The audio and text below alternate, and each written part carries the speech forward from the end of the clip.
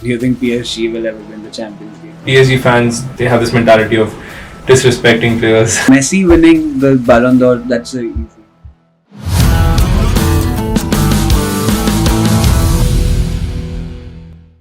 Hey guys, welcome to another episode of the Everything Sports Podcast. Today I have Jaiveer with me, a former national club player for India. So Jaiveer, how are you? Good. I'm good. So today we'll be talking about the Ballon d'Or. Who do you think are in contention for the Ballon d'Or this season? We'll do a brief about what you think will happen this season, and you can tell me your predictions in the end. Cool. So let's start with the Ballon d'Or. First of all, who are the main players for you that you think are in There are contention? three players, I would say. Messi, Haaland and Mbappe. Hmm. And all players have their significant reasons to being in the top three of the race. I would say my odds would be with Messi winning the World Cup, winning the League One, and not just winning it, being like the pivotal part of the team, captaining, scoring 2 goals in the final. Second, I think it should be Erling Haaland, given the kind of season he's had. Okay. I've never seen a striker having this kind of season, 36 goals in the Premier League. That is, Yeah. he's broken the record. He's won the treble. Third, Mbappe, for obvious reasons. You cannot be just that good that you score a hat-trick in the World Cup final. He single-handedly won the World Cup again for France. That is a big deal.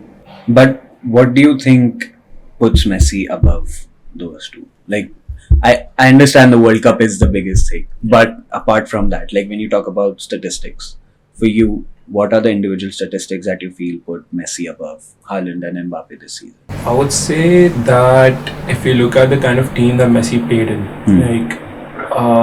Argentina lost their first game in the FIFA World Cup, right? They lost to Saudi Arabia. Yeah, 1-0. After that, it truly showed Messi's character as the best player in the world. He promised the fans that we're not leaving without winning the trophy.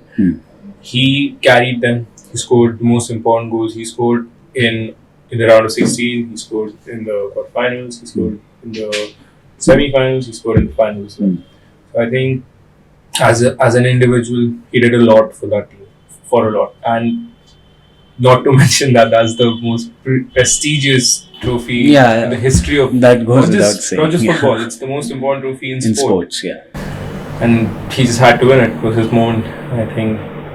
And just not just at the international level, looking at the club level, how he played at PSG this season was very important. Provided some very important assists, scored some very great and significant goals. So yeah, that for me that puts Messi on the edge. Just winning the World Cup is. Talking about PSG, how much do you think the backstage drama and the transfer stuff and the management issues and the money stuff plays a part between Messi and Mbappe's relationship? Like, because both of them want to be the best player, right? Both of them are aiming for the Ballon d'Or. But how much does PSG's backstage drama hamper those guys' mission? I would say that PSG, for me, they've never operated the club in a very, very well mannered, and for me, just this is my opinion. I think that PSG, the hierarchy of PSG, the fans of PSG, they will always want Mbappe to win it over Messi because Mbappe, he's from France. He's the face of the club. He's actually the face of the club. He's the face of France football. So I think they would prefer it. And now that Messi has left, I think it's pretty clear. Like they wanted him to leave, and he wanted to leave as well. But yeah, I think according to the fans, according to the media of France, they would very well want Mbappe to win it. Do you think Mbappe would face somewhat a similar reaction in the coming years when he leaves PSG that Messi did? The way Messi and Neymar were disrespected by their fans, by the PSG fans. Do you think Mbappe would even come close to that level in the coming few years if he decides to go to Real Madrid or something? I think that moment is it's very near, and I think he's going to face the same criticism because the amount, if you look at the amount of money that has been spent, the way he plays, the expectations of PSG fans, the hierarchy, the expectations, the biggest one is to win the Champions League. They win the league every year, in and out every year. what they haven't achieved is the Champions League. So I think if he leaves Hmm. without winning that, then yeah, and I think PSG fans, uh, they have this mentality of disrespecting players. Neymar, I personally Messi. believe they don't support football; they support money. They support success, but success doesn't come like that. You look at the squad. I think PSG fans overall are pretty young fans in football. Like when you think about it, they haven't seen that level of struggle from their club.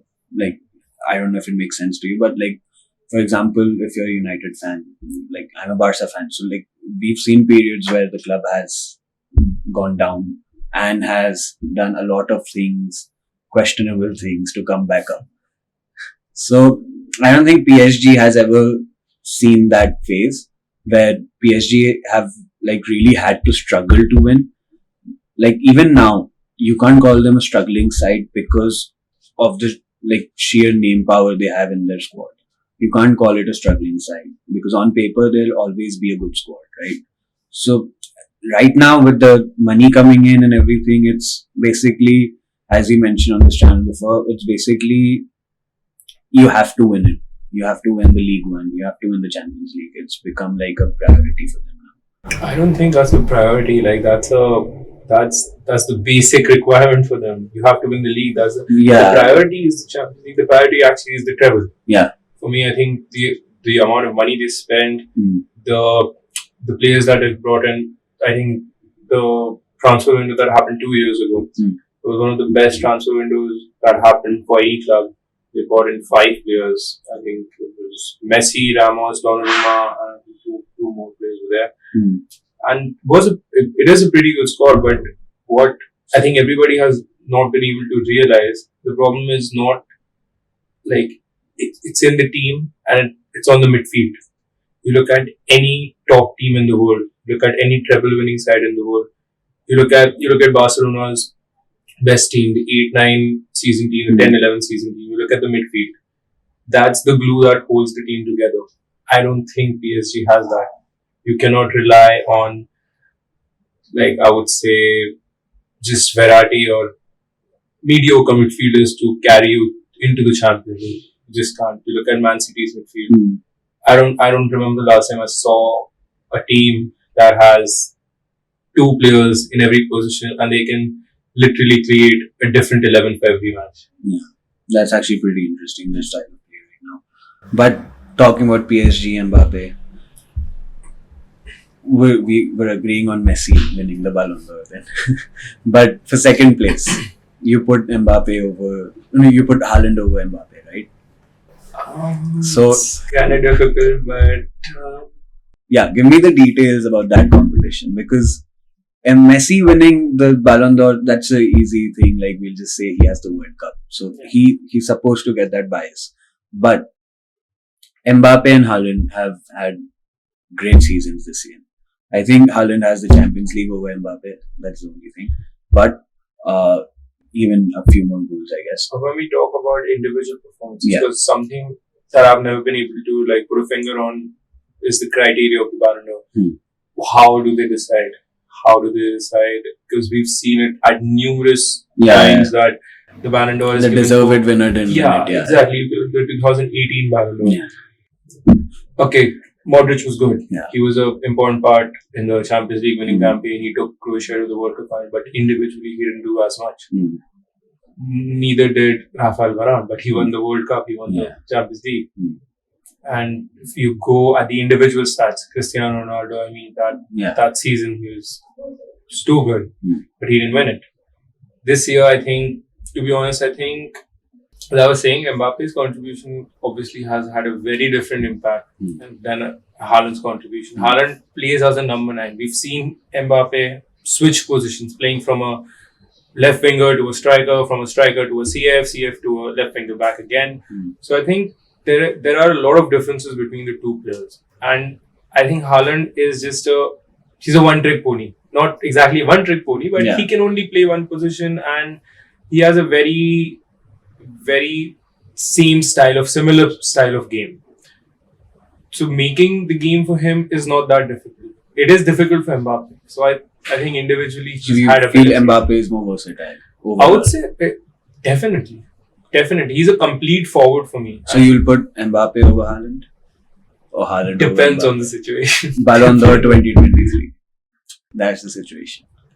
That's the Messi situation. is winning. Yeah. Who's second? Mbappe. For me, Mbappe. Okay. Yeah. Okay. World Cup final hat trick carrying France on his back. You started to Huge. think saying Haaland Yeah. would be second. Yeah, I think, see, when I analyzed it, I think when I talked about it, I think Mbappe should be in the second place. Mbappe. Purely because of how he played the World Cup. Not the club season, but because of the World Cup season. Like honestly, personally, I would put him higher than Haaland just because of the World Cup performance. Being player of the season, like World Cup wise, is a huge deal. Obviously, the final hat trick, that was insane. Like single-handedly, he gave us one of the best finals we've ever seen.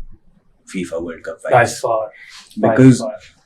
like I had like a lot of relatives and people who never watch football watching the match and knowing Mbappe's name, which is not an easy name to know. Likewise. And like because usually people only know Messi or Ronaldo, and now they know Mbappe because of what he did, and they could like see, like even my uncles and everyone were like, "Ki हाँ Mbappe कुछ तो है," क्योंकि like hat trick मारना final में was insane. Same. What a match! But World Cup wise, would you give it to some other player? World Cup wise, like, what do you mean? The best player of the World Cup. The World Cup. Probably not. Probably not. I think Mbappe had a terrific World Cup. So did Messi. But you look at Messi scored a lot of penalties, but he was a very important player in terms of creation as well.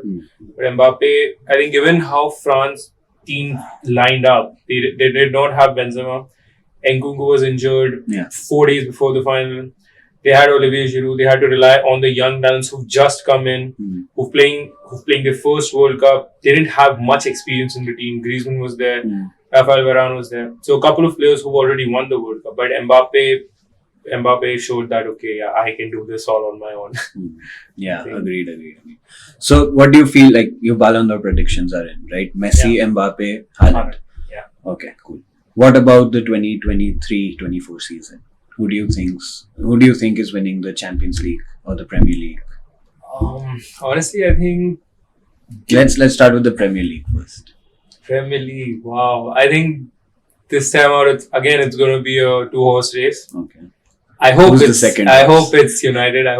Given if we sign a couple of players, see, I'll tell you something about United. We have the ideology. The ideology is there. The manager knows what he's doing. Yeah. But we need a couple of players. I think we need 3 players, 1 defender, 1 midfielder, 1 forward. In every position. In your mind, who are the ideal 3 players? The ideal 3 players for United. If you were given the chance to buy 3 players definitely. right now. I would go for because there's a lot of pressure on the managers to sign an English player, and that's why we signed Harry Maguire, and look how that turned out. But jokes apart, I think if we had to sign, I would sign Figueroa Tomori as the defender. He's played in England. Yeah. He's played in the Premier League. He has the experience. Okay. He has been a very consistent defender for AC Milan. He led the team towards the Scudetto last year. Yeah. So I think Figueroa Tomori is the first player I would sign. Okay. Second, someone young and who also has a good footballing brain. In the midfield, in the number 8 position. I would go for Nico Barella. That would be my first interesting choice. Okay. Nico Barella. If you would have asked me this question 3 or 4 years ago, I would have said Sergio Milinkovic-Savic in a heartbeat. But we're not. We're in 2023. We need a young player, someone who can take the position. Okay. So Nico Barella. And a signing that I've been wanting for the last 3 years, Harry Kane. I think a lot of people have been wanting this. Harry Kane is the perfect signing. I'll tell you, some players, I believe, some players and some managers are just tailor-made for some teams. I think Harry Kane is tailor-made for United. I actually agree with that because his entire vibe is Manchester United, English national captain. Because he's not his entire it just matches. Yeah. He's not just a striker, you look at Harry Kane. He's an ambassador. This is a very unpopular opinion. I believe Harry Kane has had a better season than Haaland in the Premier League, and I'll tell you why. Okay, yeah. I'll tell you why. Haaland scored 36 goals in a Manchester City team, a Okay. team that is Amazing. star-studded. Yeah. Has the two best midfielders, 3, 4, I don't know how many great midfielders in the team. Okay. Harry Kane scored 30 goals in the league in a struggling Tottenham side. And struggling. It was struggling. So scoring those many goals, if this were any other season, he would have easily won the top scorer award. Easily. 30 goals. And not just as a striker. I think his playmaking ability, his passing, his vision is unparalleled. I believe he has a better playmaking options than most of the midfielders in the Premier League. Okay. So So I think unfortunately, the Harry Kane deal, I think, has been Yeah. declined. So, yeah. apart from that, who Apart would you from pick that, as a striker? apart from Like that, I second would pick say as a striker. second pick. And I was relying all my hopes on Harry Kane, but if I had to choose one, I would go for someone who's proven their worth. So probably someone like Osimhen, probably someone like Rafael Leao would be a good signing, or maybe someone from the Premier League. Okay. Maybe we could have signed Kai Havertz. That would have been a good signing. I wouldn't say it would have been a great signing, but I personally don't think he would have matched. the kind of style we United have. We need style, a yeah, number exactly. 9. Yeah. We need a number 9. Okay, but okay, the Premier League is done. You feel like City and United will be the top two teams. I want United to be there, Okay, okay. but I think Who do it's you gonna feel be like City will and be Arsenal. City and City and Arsenal? Arsenal. Do you think Arsenal will be closer this season than they were currently? I believe they had a great season, Hmm. but I think when City are on your back, when City are But pushing, that's the thing, like playing under that pressure. That last month they really bottled it. So do you think this season would be any did they different really for bottle Arsenal? it? Like when we talk about bottling it, Drawing against Southampton. see, but that's the thing about it, right? You look at the kind of club Arsenal has been for the last few years, right? Hmm. They've never. This was a very unprecedented situation for them. Hmm. They never. Nobody in their wildest dreams thought that Arsenal would be Second, 10 points ahead of City Yeah. when we approach in the final days of the Premier League. Nobody thought that. Hmm. They didn't either. Hmm. So they were caught off guard, Yeah, and yeah, they didn't know how to right. handle the pressure. They didn't have the experience. They had two players. One of them, two players who won the Premier League. One of them was injured. One had the experience, but he was not a pivotal part. Hmm. But I would say this season, they've analyzed the situation. They can understand, okay, but this is where we went wrong. Okay. This is where we don't have the squad depth. Okay. Makes sense. So I think they're gonna bolster that. They've already signed Kai Havertz. They're gonna sign. I believe they're gonna sign Declan Rice. Okay. So I think it's gonna be Arsenal. Okay. City. So moving on to the Champions League, who do you feel like will be in the semi-finals? The top 4 teams. I'm not asking you to pick a winner right Yeah. now. Okay, just the top 4 teams. Who do you think will be the I top 4 would teams? say Man City, obviously. Okay, defending Man champs. City is there. Then Man City, Barcelona, Madrid. Madrid, for obvious reasons, needs Okay. to be there. Champions League royalty. Yeah, Madrid, Barcelona, United. Yes, Madrid, Barcelona, United, and City. Are you I'm sure? favoring United, but yeah, I'm just saying that I want United, but I don't think we're gonna be there. Okay. So I'm gonna go with Inter again. Inter again. Yeah. That- No Bayern Munich. okay. I don't think Bayern's gonna make it in the Champions League semi-finals this year. Personally, as a Barca fan, I would still not put Barca in the top 4 yet. I think Not Barca's until gonna be next there. season, at least. I I think think Barca's gonna be there. I would put Bayern there, as much as it hurts me to say that. Yeah. So you're picking Inter, Real, City, and Barcelona in the top 4. Yeah. Do you think City will retain their ground, or will there be a new champion? I hope there's a new champion. But given how City plays, given the kind of squad they have, they are the favourites. But They are the favourites. if you think about Real Madrid making amazing signings this transfer window and then coming into the Champions League again, knowing that all they care about is winning that Champions League trophy. Yeah. So I think Real Madrid have made great signings, but they still haven't been able to replace Benzema. So if they do that with Mbappe, then yeah, Madrid are the favorites. okay. There's no question about that. Do you think PSG will ever win the Champions League No, without Mbappe? no way. Okay. They're not going to win. Okay. So that's it for today, guys. You have our predictions for the 2023-24 season. See you next time on the Everything Sports Podcast. Please like, share, and subscribe.